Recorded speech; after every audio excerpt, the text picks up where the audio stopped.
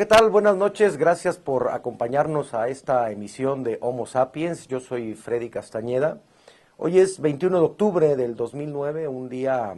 bueno, bastante depre. Inició el día con una inesperada lluvia que, bueno, provocó inclusive que se suspendieran las clases en todos los niveles aquí en la ciudad capital y en algunas zonas del estado debido a un huracán que anda por Sinaloa, azotando ya las costas de Mazatlán, y que se sintió ahora un día bastante así, insisto, en la depre total, y creo que hay motivos para estar en la depre total en este país el día de hoy, porque se ha consumado el gran golpe a la población que por algún momento algunos ingenuos llegamos a pensar que no se daría. Y estoy hablando de un tema que en los últimos días ha estado provocando mucho interés entre mucha gente. Yo la verdad que agradezco a toda la gente que se comunicó a mi mail particular o que en la calle me preguntaba qué onda con la propuesta de reforma fiscal de Felipe Calderón, qué va a pasar, qué podemos hacer los ciudadanos para evitar esta actitud voraz del gobierno federal, que ya en alguna ocasión tuve oportunidad de abordar en este programa y dar mis puntos de vista, y siempre que me preguntaban yo le decía a la gente que no podemos hacer absolutamente nada más que confiar en que nuestros representantes, esos diputados, esos 500 personajes políticos que representan a la población mexicana, bueno, tuvieran un poquito de conciencia histórica de que ya estuvo bueno, de que sea el pueblo quien siga pagando los platos rotos de la mala administración, de las torpezas de la clase política, de este proceso de aprendizaje que este país desgraciadamente tuvo cuando fue gobernado por el imbécil de Vicente Fox, que a lo único que se dedicó fue a destruir las instituciones y a generar de la política un verdadero chiquero del que nadie salió limpio. Bueno, confiar en nuestros políticos era la única posibilidad que teníamos, y hoy se ha consumado este golpe a la población, este golpe a los mexicanos, claro, a los mexicanos de cierto nivel, porque en este país hay mexicanos de primera, hay mexicanos de segunda, tercera, cuarta, y no sé cuántos niveles de mexicanos pueda haber, pero nuevamente a estos mexicanos que, cautivos por el sistema fiscal, cautivos por este monstruo que es Hacienda, nuevamente somos sujetos de estos remedios o remedos que pretende dar el Congreso para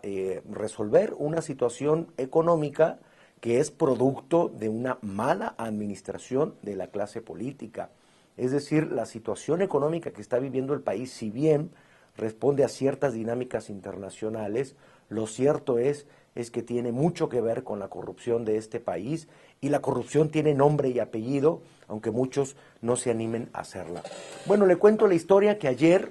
estaban los diputados discutiendo la reforma fiscal que propone el presidente Calderón, que propuso el presidente Calderón. Entre algunas de las cosas, de las propuestas, era subir el impuesto sobre la renta de 28 a 30%,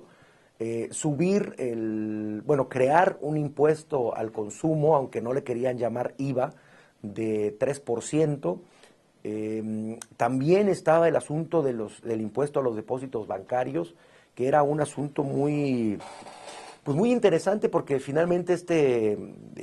y otra vez iba a decir gordito simpaticón, pero no es gordito, tiene una exagerada humanidad el secretario de Hacienda, y no es simpático porque es un verdadero sangrón cuando se trata de las finanzas públicas. Bueno, Carsten, mágicamente, inteligentemente se le ocurre, vamos bajando el umbral de 25 a 15 mil pesos en los depósitos y vamos subiéndole el impuesto de 2 a 3%, un aumento de 50% en este impuesto. Durante toda esta discusión, los partidos políticos se dedicaron a fijar su posición. El PAN, ya sabemos, el PAN es un grupo de políticos, diputados en este caso, verdaderos lacayos del presidente, son esclavos de la voluntad presidencial, Si el presidente dice que por decreto el cielo va a ser rojo, ellos saldrán a la calle a decir que el cielo es rojo y que todos los que lo sigamos viendo azul estamos equivocados. Bueno, el PRI, que ya los conocemos, son verdaderas veletas políticas que juegan con el discurso, se la pasó diciendo que ellos iban a defender los intereses del pueblo, que el nuevo PRI no iba a permitir nuevamente un castigo a la población, y el PRD junto con el PT y la Convergencia, un partido que, bueno, históricamente se ha opuesto también a lo que propongan los presidentes, bueno, en este caso dijo que su votación iba a ser en contra de esta reforma, en defensa de los intereses. Bueno, algunos creímos, y me cuento entre esos ingenuos, que el PRI no le iba a entrar al juego del presidente y que en cálculos políticos, por la proximidad de las elecciones presidenciales, iban a votar en contra de esta propuesta y buscar otros mecanismos para que el gobierno, en efecto, tuviera recursos para poder resolver esta situación y este hueco financiero que tienen las finanzas públicas, según lo ha dicho el antigordito antisimpaticón, Carsten, el secretario de Hacienda.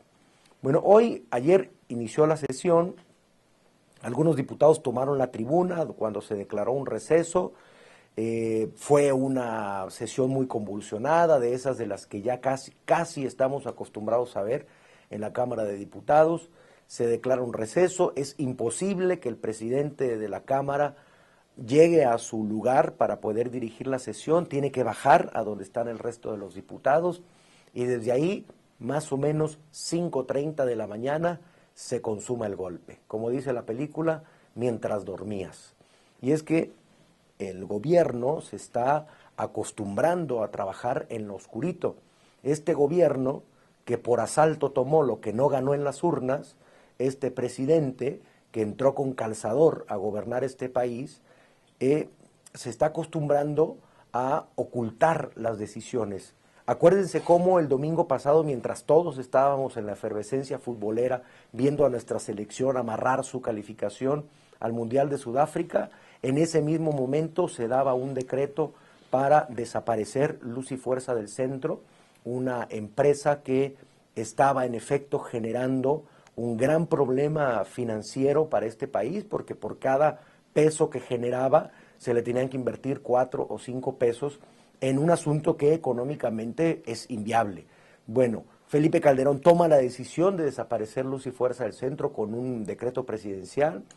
abre negociaciones con el sindicato y esto lo coloca en una posición de aceptación a la gente, que empieza a aplaudir esta decisión que tiene que ver, insisto, con cierto razonamiento económico, pero también se empieza a descubrir el fondo político de esta decisión, porque cuando los mexicanos aplauden esta decisión de desaparecer Luz y Fuerza del Centro, entonces comienzan a cuestionar cuándo viene el golpe a los otros sindicatos, cuándo viene el golpe al sindicato de Pemex, uno de los sindicatos más corruptos del mundo, cuyo dirigente, un diputado federal que ha sido senador y ha ocupado todos los cargos que se puedan ocupar en la vida parlamentaria, es uno de los hombres más corruptos que hay en este país. ¿Qué podemos decir de Elbaster Gordillo, la mamá de Chucky, como le dicen muchos, que es una de las mujeres más ricas de este país, una maestra rural que ha construido su fortuna pisoteando la dignidad de los maestros, pisoteando la dignidad del sector educativo?